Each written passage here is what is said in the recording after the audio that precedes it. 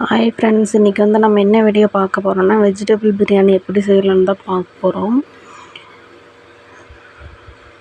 அதுக்கு 3 ஸ்பூன் எண்ணெய் ஊற்றிக்கோங்க, 1 ஸ்பூன் நெய் சேர்த்திக்கோங்க. எண்ணெய் நல்லா சூடானதும்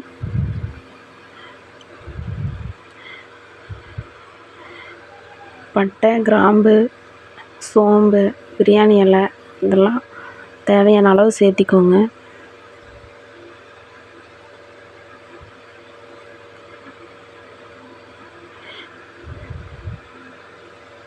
நல்லா எண்ணெயில் வதங்கினதும் 2 பெரிய வெங்காயம் பொடியாக நறுக்கி வச்சுருக்கிறேன், அதையும் இதில் ஆட் பண்ணிக்கோங்க. அதோட 3 பச்சை மிளகாய் சேர்த்திக்கோங்க.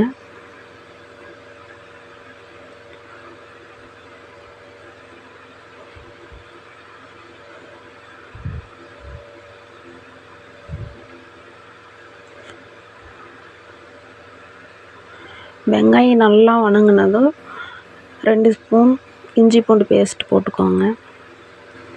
அதோட பச்சை வாசனை போகிற அளவுக்கு நல்லா வதக்கிக்கோங்க.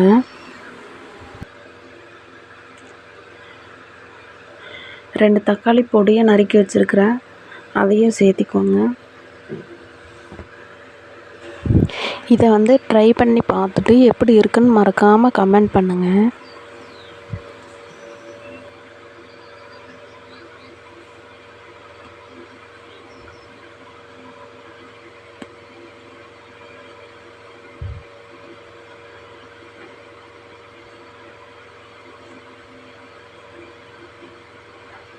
லைட்டாக உப்பு போட்டுக்கோங்க, அப்போ தான் தக்காளி சீக்கிரமாக வதங்கும்.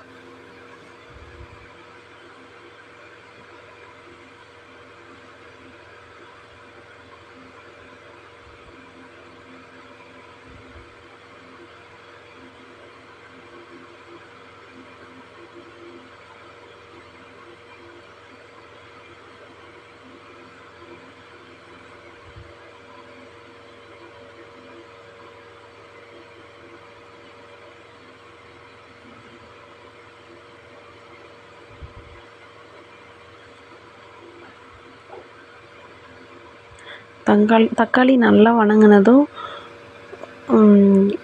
ஒரு தேவையான அளவு கொத்தமல்லி, புதினா 2மே சேர்த்திக்கோங்க. சேர்த்தி நல்லா வதக்கி விடுங்க.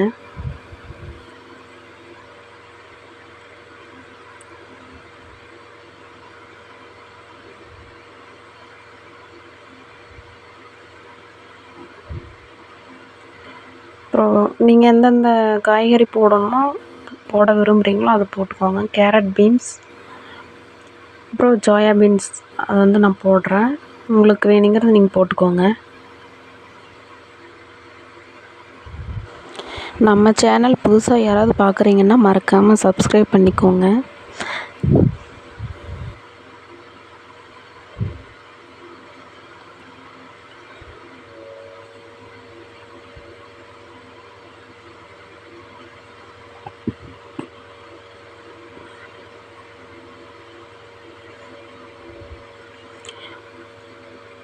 கொஞ்ச நேரம் நல்லா கொதிக்க விடுங்க அந்த காய்கறியோட.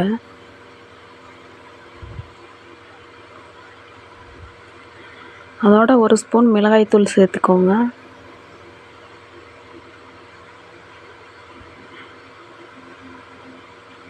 நல்லா கொதிச்சதுக்கப்புறம் தேவையான அளவு தண்ணி ஊற்றிக்கோங்க. நீங்கள் எவ்வளோ அரிசி போடுறீங்களோ அதுக்கு தகுந்த தண்ணி ஊற்றிக்கோங்க. நான் அந்த குக்கரை பத்தாதுன்னு சொல்லிவிட்டு நான் பெரிய குக்கரில் மாற்றிட்டேன். நீங்கள் வைக்கும் போதே சரியான குக்கரை பார்த்து வச்சுக்கோங்க.